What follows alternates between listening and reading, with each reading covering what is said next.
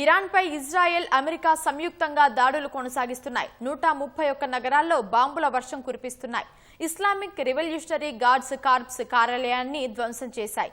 Iran నిఘా శాఖ సహాయ మంత్రి సయ్యద్ హాయ్యా హమీద్, ఇరాన్ గూఢాచార్య విభాగ అధిపతి జలాల్పూర్ హుస్సేన్ తమ దాడుల్లో మృతి చెందారని ఇజ్రాయెల్ ప్రకటించింది.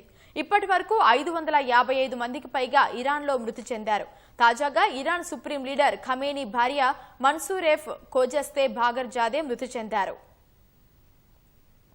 మధ్యప్రాచ్యంలో యుద్ధం భీకరంగా కొనసాగుతోంది. ఇరాన్పై ఇజ్రాయెల్, అమెరికా దళాలు దాడులను ముమ్మరం చేశాయి.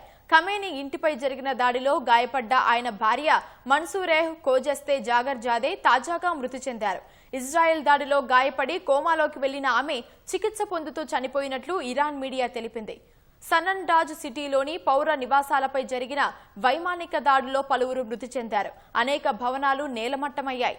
ఇరాన్ను లక్ష్యంగా చేసుకుని మధ్యప్రాచ్యంలో మోహరించిన పెంటగాన్ డిస్ట్రాయర్ నుంచి అమెరికా భారీగా తొమహాక్ క్షిపణులను ప్రయోగిస్తోంది. కొనారక్లోని ఇరాన్ నావికాదళ స్థావరాన్ని అమెరికన్ ఫైటర్లు ధ్వంసం చేశాయి. అక్కడి 3 భారీ నౌకలు ధ్వంసమయ్యాయి.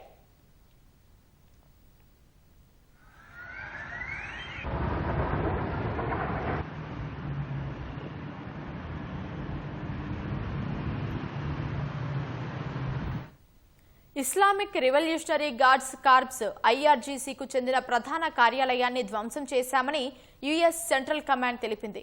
గత 47 ఏళ్లలో ఐఆర్జీసీ దళాలు 1000 మందికి పైగా అమెరికన్లను హతమార్చాయని సామాజిక మాధ్యమం ఎక్స్లో పోస్టు చేసింది. పాము తలను నరికామని రాసుకొచ్చింది. ఇప్పుడు ఐఆర్జీసీకి ప్రధాన కార్యాలయం లేదని వెల్లడించింది. ఇరాన్కు చెందిన బాలిస్టిక్ క్షిపణి ప్రయోగ కేంద్రాలు సహా యుద్ధ విమానాలను ధ్వంసం చేశామని తెలిపింది. అందుకు సంబంధించిన వీడియోలను ఎక్స్లో అప్లోడ్ చేసింది.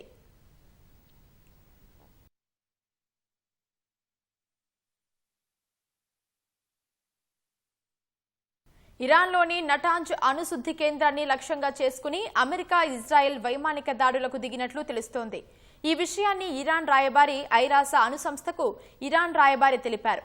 గతేడాది జూన్లో ఇరాన్, ఇజ్రాయెల్ కలిసి నటాంజ్, ఇఫ్సహాన్ అణుశుద్ధి కేంద్రాల్లో దాడులు చేశాయి.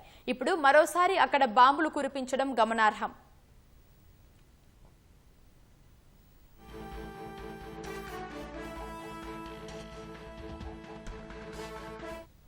ఇరాన్ సీనియర్ నిఘా అధికారులు అందరినీ చంపినట్లు ఇజ్రాయెల్ ప్రకటించింది. సయ్యద్ యాహ్యా హామిదీ, గూఢాచార్య విభాగం అధిపతి జలాల్పూర్ హుస్సేన్తో పాటు అదనపు సీనియర్ అధికారులను తొలగించామని టెహ్రాన్లోని దాని హెడ్ క్వార్టర్ను కూల్చినట్లు పేర్కొంది.